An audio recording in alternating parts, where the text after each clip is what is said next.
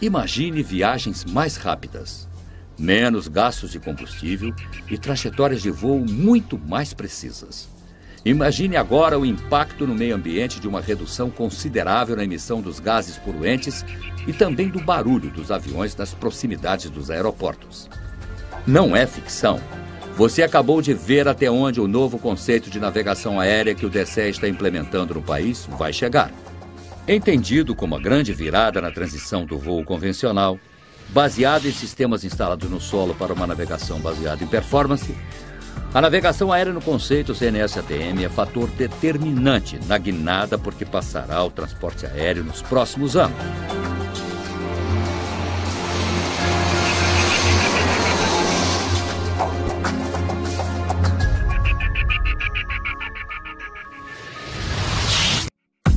O sistema convencional de navegação aérea é baseado em antigas tecnologias, desenvolvidas a partir do meio do século passado. Na maioria dos casos, elas utilizam o espectro eletromagnético para gerar posicionamento e direção. São recursos que auxiliam o voo, provendo orientação espacial às aeronaves, guiando-as em meio a rotas pré-planejadas. Grosso modo, funciona assim. 1. Equipamentos instalados no solo são dotados de antenas capazes de intercambiar sinais com as aeronaves por meio de ondas eletromagnéticas. 2. Ao captar estes sinais, rádios embarcados nas aeronaves conseguem identificar as antenas no solo, confirmando a rota e, em alguns casos, gerando o posicionamento da própria aeronave. 3. Para seguir o curso da rota, a aeronave precisa sobrevoar a área de alcance de tais antenas que demarcam a trajetória de voo. Desse modo, contrariando a máxima euclidiana que consagrara a reta como a menor distância entre dois pontos, na navegação convencional a aeronave não voa em linha reta desde a sua partida até o seu destino, mas sim perfazendo uma soma de pequenos trechos, o que termina por alongar o voo. As aeronaves dependem, portanto, dos circuitos traçados ao longo dos referidos equipamentos de solo, os chamados auxílios à navegação aérea, como o NDB, o VOR-DME e o ILS, por exemplo.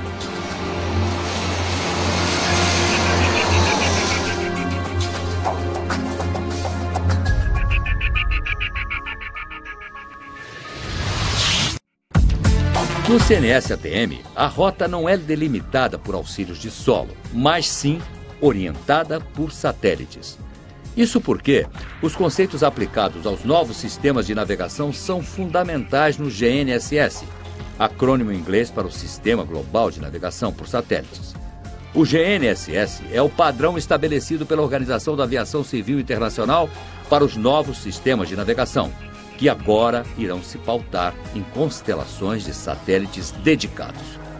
A princípio, prevê-se a utilização de todo e qualquer sistema de navegação por satélites. Porém, atualmente, somente o sistema GPS desenvolvido pelos norte-americanos está operacional e em plena utilização. Expectativas bem fundamentadas asseguram que o GNSS proverá o suporte à navegação aérea, inclusive para as aproximações de precisão em todos os seus 3 níveis, categorias 1, 2 e 3. Do mesmo modo, as aerovias passarão progressivamente por uma grande reformulação. Acostumada a voar de forma angular, com radiais de aproximação e afastamento e cursos magnéticos, a aeronave, enfim, poderá navegar de forma mais linear. As rotas considerarão a navegação ponto a ponto e não a interceptação de radiais e magnéticas.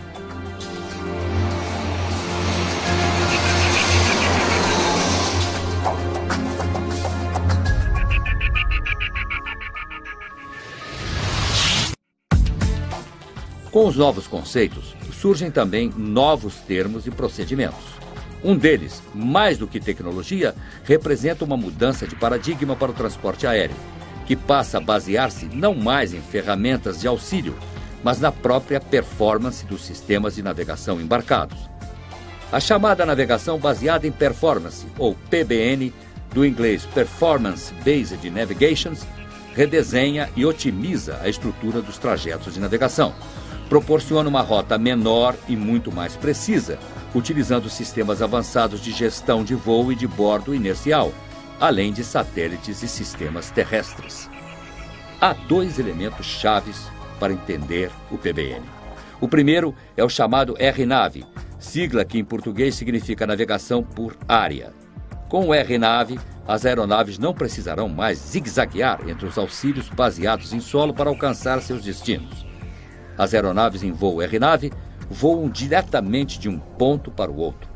Do mesmo modo, se antes as rotas de partida e chegada dos aeródromos se restringiam aos trajetos sob os auxílios instalados nas proximidades, com o procedimento amplia-se o número de alternativas para as novas rotas do gênero, agilizando pousos e decolagens e desobstruindo as terminais aéreas. Rotas superiores também ganham flexibilidade com o RNAV e passam a dispor de trajetórias de voo alternativas e mais precisas para contornar, por exemplo, situações meteorológicas adversas. O segundo elemento-chave é o RNP, Required Navigation Performance, em português, Performance de Navegação Requerida. Nele, as aeronaves voam confinadas dentro de uma espécie de duto virtual, que varia de tamanho conforme as capacidades e os recursos da aeronave e da tripulação. Ao contrário do RNAV, entretanto, caso a aeronave se desloque para fora do duto, elas são alertadas imediatamente pelo próprio sistema de bordo. Esse recurso proporciona um aproveitamento do espaço aéreo, cuja eficácia jamais fora alcançada.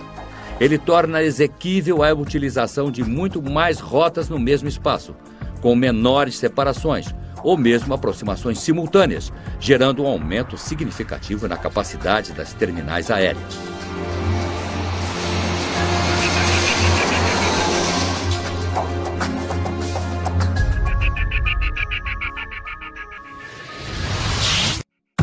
O posicionamento gerado pelos satélites no espaço aéreo, porém, não é tão simples quanto o realizado pelos famosos aparelhinhos GPS dos automóveis. Há uma série de limitações e fenômenos naturais existentes nas grandes altitudes que podem alterar os sinais, especialmente para as aproximações de precisão. Essas alterações precisam ser corrigidas pelos chamados sistemas de aumentação.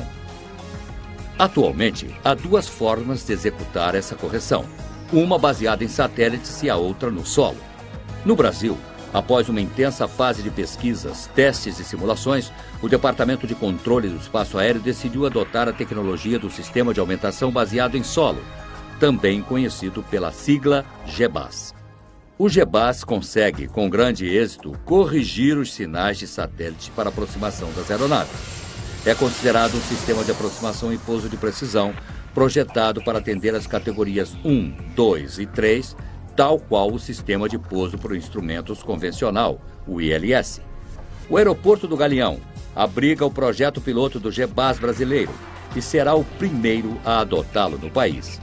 Com o GBAS, em breve, o aeroporto carioca estará pronto para realizar aproximações e pousos de precisão por satélites.